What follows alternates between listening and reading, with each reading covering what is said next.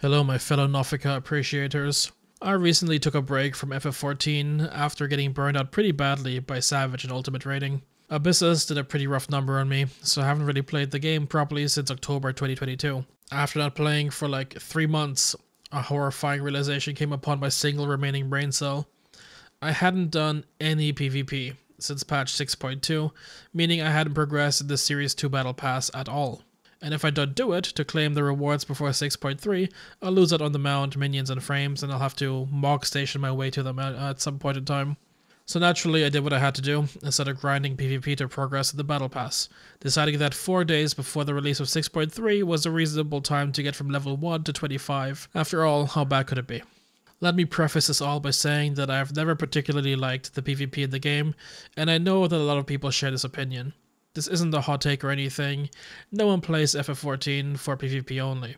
I've played the game for roughly 2.5 years now, and I've dabbled in PvP over those years, casually playing Frontline for the roulette experience, a bit of rival wings during the treasure trove events, that type of stuff. The fastest way to get progress in the Battle Pass is to spam Crystalline Conflict casual matches, while doing the Frontline roulette daily for the experience. In doing so, I had to subject myself to some of the worst content this game has to offer. PvP has a lot of problems. In fact, I'm making this video so when someone asks you why PvP is so bad, just show them this.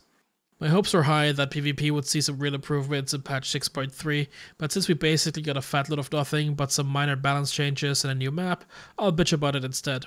Even back with the major PvP rework in patch 6.1, which introduced the Crystalline Conflict game mode, I was huffing some copium that Square Enix was finally taking PvP seriously. In fact, I'll go as far as saying that FF14 has the weakest PvP among all the top MMORPGs that are currently popular, which I believe is a shame. So I'd like to illustrate all the things to you that I think the developers and designers at SE need to address, because games like WoW, ESO, New World, Guild Wars, all of them make it very clear that there is a big MMO player base that cares about PvP and would make it one of their primary endgame activities if properly incentivized and structured. Other MMOs on the horizon know this as well. Just look how baked in PvP seeps into Ashes of Creation and how excited the players are for that type of content.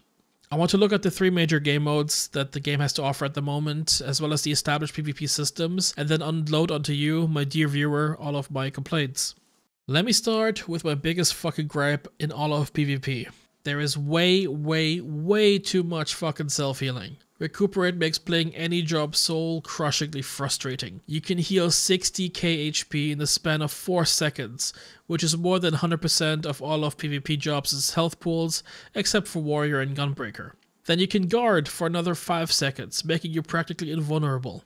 Then you couple this with the fact that almost every job has damage mitigation or abilities to lifesteal or self-heal with, and you get plenty of situations where it requires a whole team to blow all of their cooldowns on the same target to kill someone for real. This is particularly frustrating in Crystalline Conflict, where you don't have double-digit groups blowing the same target up. You could even end up on a team that has a Sage, Dancer, and a Warrior going up against a Paladin, Monk, and White Mage. Good luck killing anything. Not only does this feel really frustrating to play against, but it invalidates a lot of strategic decisions that a team might make. A lot of potential cheese tactics are just unviable, and a lot of the PvP skirmishes are now very forgiving because of the ability. Any one-on-one fights that don't involve a melee DPS job feel like 2 toddlers punching each other with wet noodles. I'm not sure what the best fix here would be, but in my opinion, just entirely removing Recuperate or reducing its healing potency by like 50%, maybe 60%, would be much more balanced. I think being able to heal yourself by half of your health pool in 4 seconds is pretty reasonable, and will make the time to kill feel much more dangerous. It'll make positional plays more important, and properly coordinated attacking and defensive maneuvers will actually matter. It's not just everyone YOLOing their limit breaks and inshallahing at the same time, it'll actually require a bit of thought. However, knowing our benevolent overlord Square Enix, they'll just power creep all the PvP jobs and deal a total of 10% more damage by the end of the expansion, and healing will still feel overpowered and feel shit to play against. I also want to make the point that Recuperate is much more powerful than any of the healer jobs. I played a lot of White Mage in my grind, and the most a White Mage can heal is using 2 charges of Cure 2 plus 1 charge of Cure 3, totaling 40k single target healing, with a potential 16k AoE heal in a tiny area like 5 yards around you. And this is over the course of 3 GCDs. longer than the 4 seconds it takes to spam Recuperate. Astros can theoretically heal even more using a double casted Expected Benefic, but that's over a much longer period of time and requires the target to fall below half health. My point here I think is pretty obvious. Self-healing sucks, it's horrible to play against, it makes fights way too forgiving. If they just fixed this, I think most of the PvP content would be much more playable. The other big complaint that I know is echoed in the community a lot is the fact that you can't properly queue as a premade team in Frontline and Crystalline Conflict. You can premade light parties for Rival Wings, but that's about it. Rival Wings is particularly only made up of light parties, so it feels the most balanced. But in Frontline in particular, I would want to, at the very minimum, be able to get a full premade party of 8 people together. The impact you can have as a group of 4 inside of a 24-man Frontline team is fairly negligible, but as a full party of 8, you'd be able to make a real impact on the game. I think this would generally make Frontlines much more enjoyable. There's some arguments to be made here about it being unfair if one of the alliances has premade groups and the others don't, but that can be solved by matchmaking rules only allowing 1 premade group per alliance, or only matching premade groups against each other. Or fuck it, just keep the regular matchmaking. Frontlines is a chaos anyway, so, having a couple of premade groups in there could make it more fun. Crystalline Conflict is of course the other big thing where being able to queue with your friends would do wonders for the game's popularity. I would much rather get on a Discord call with a bunch of my friends and fuck around in CC with weird party comms or blitzkrieg strats or anything really. For the ranked mode, it would make sense if it's only full premade teams pitted against each other, or if there's something in place to avoid having premade teams go against full teams of randoms to keep things fair. I'd even be willing to compromise here. If we can't have full premade groups or a premade only queue, give us the ability to duo queue at least. Let me drag one of my homies from the critically acclaimed Discord server that I own into a bunch of games to suffer alongside me. Just let me talk to someone that's in the same game as me so I don't fall asleep at the keyboard. It's much more fun to hate something together than to suffer alone. The next PvP complaint that I have is something I've touched on briefly already, but the PvP matches are too long. The only game mode where it feels like the length of the game is just right is Rival Wings. Frontline games tend to really drag on for the whole 15 minutes that they're capped at. It's not horrible, but some of the game modes are slower than my editing process on a bad day. I'd rather play through the old version of Praetorium again than to get stuck in a round of Fields of Glory, where the core gameplay mechanic is to AFK until the next Tomelith spawns. CC matches are 5 minutes by default, but overtime can extend almost indefinitely. While this opens up the opportunity for some sick comebacks, they almost never feel worth it. The difference in reward for winning or losing a CC match is so minuscule outside of the ranked matches, I'd argue it's worth removing overtime in casual games, or introducing sudden death after a minute of overtime where you can't respawn anymore. I'd also argue that it would feel much more rewarding for the CC matches to be capped at 5 minutes, like with a hard cap, so whoever actually has a higher crystal percentage pushed gets the win, and that it only goes into overtime when both teams are on the same progress points at the end of the 5-minute mark. This would allow for more skill expression, make clutch LBs much more impactful, and generally end my misery of being stuck in 10-minute CC matches much less likely. The last big systemic gripe I want to touch on is PvP progression, or the general reward structure. PvP is designed in a way where it's a level playing field. There is no gear that impacts your stats, there is no job builds that give you variety, there are no ways to change the way abilities behave or the way that a job really plays. This makes the barrier for entry very low, but is honestly also boring as hell. There's very little in terms of skill expression or developing a playstyle around a build. All the rewards you get are cosmetic, which is fine I guess, but beyond the battle pass there's very little sense of progression. Crystalline Conflict has a ranked mode, which is nice, but since there's no rank decay, most people grind to reach crystal tier at the start of a season and then stop. Finishing the season in the top 100 of players on your server just gives you a frame for your portrait, which is kind of underwhelming when you compare it to the glam sets you used to get for finishing top 100 in the feast.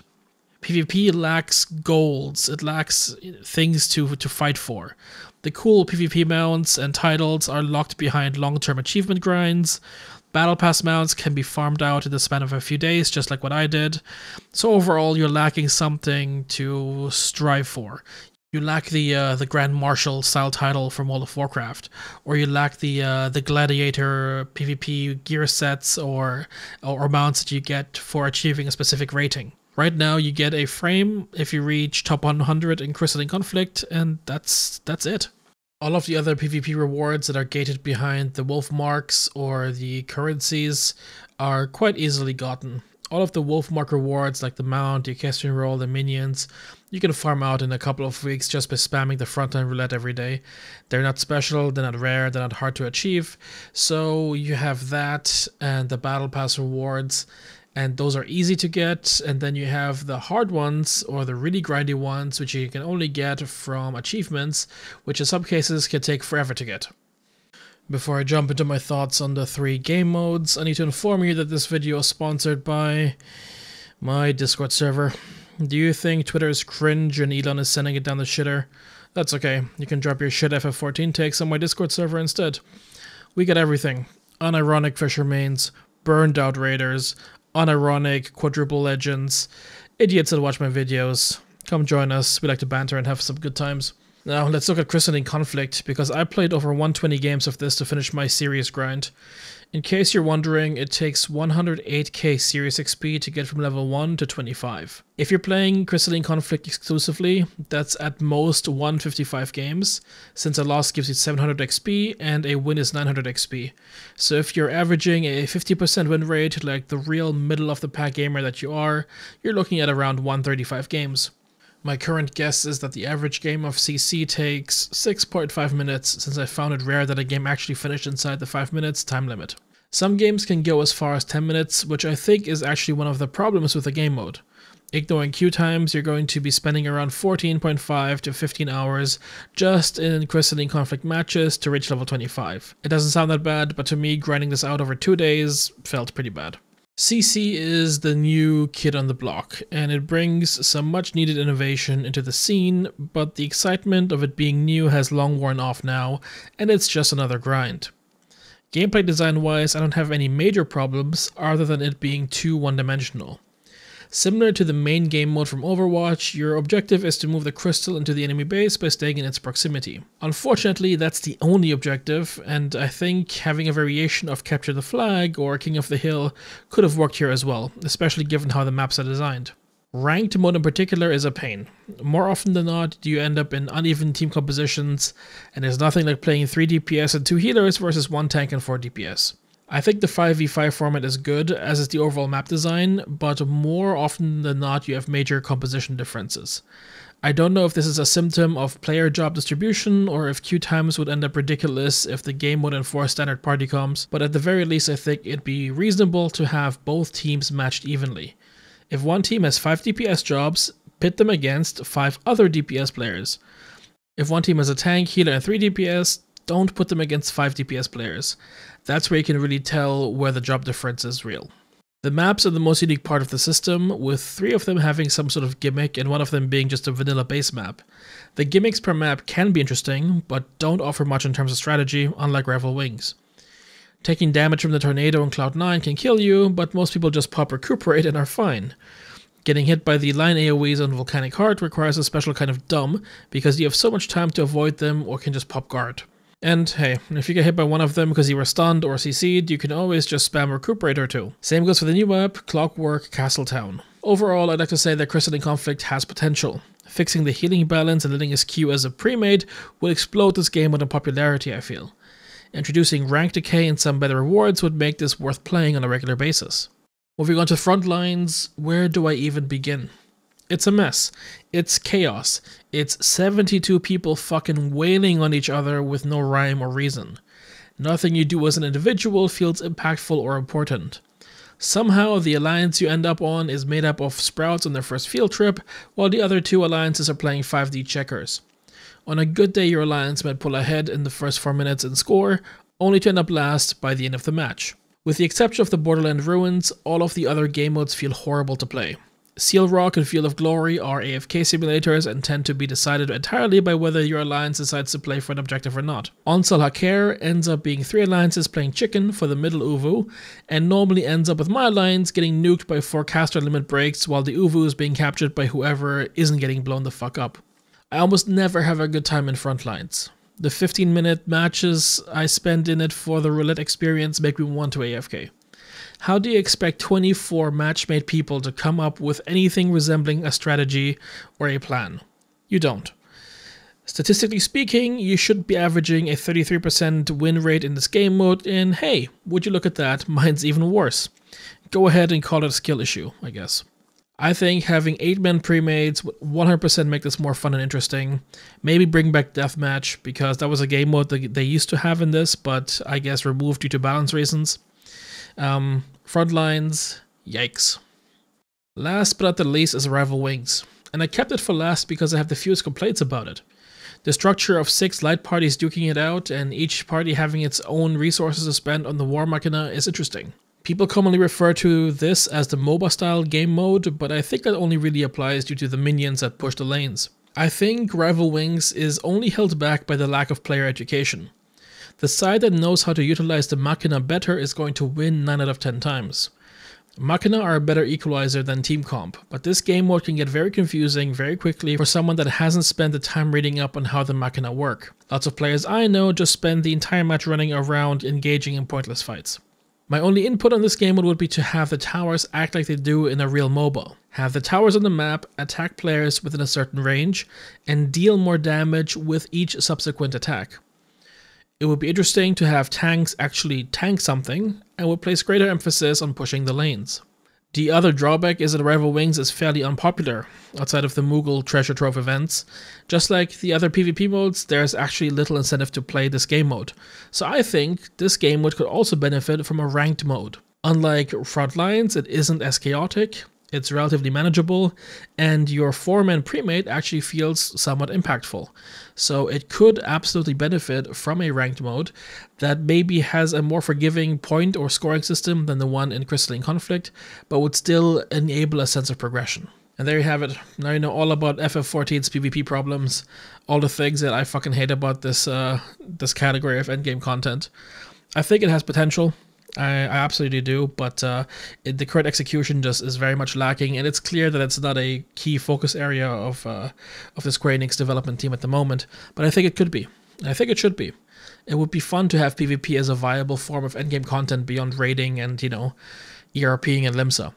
I haven't even touched on the fact that netcode is a big hurdle in this game, and I intentionally left this out because it's not something I have a lot of proof for, it's not something I have a lot of insight on, but I have plenty of friends that have complained about guard not actually activating in time, or limit breaks, snapshotting really weird, and I know that these are things based on ping, these are things based on latency, so there isn't much that I can offer in suggestions here beyond have better netcode, or have better internet connection, or physically live closer to the server. But yeah, just from a gameplay perspective, FF14's PvP could use a major overhaul, a major rework. I like the fact that they reworked all the jobs, and that they all have some sort of identity, but they still feel too unbalanced. There are some clear winners in each of the job categories based on power.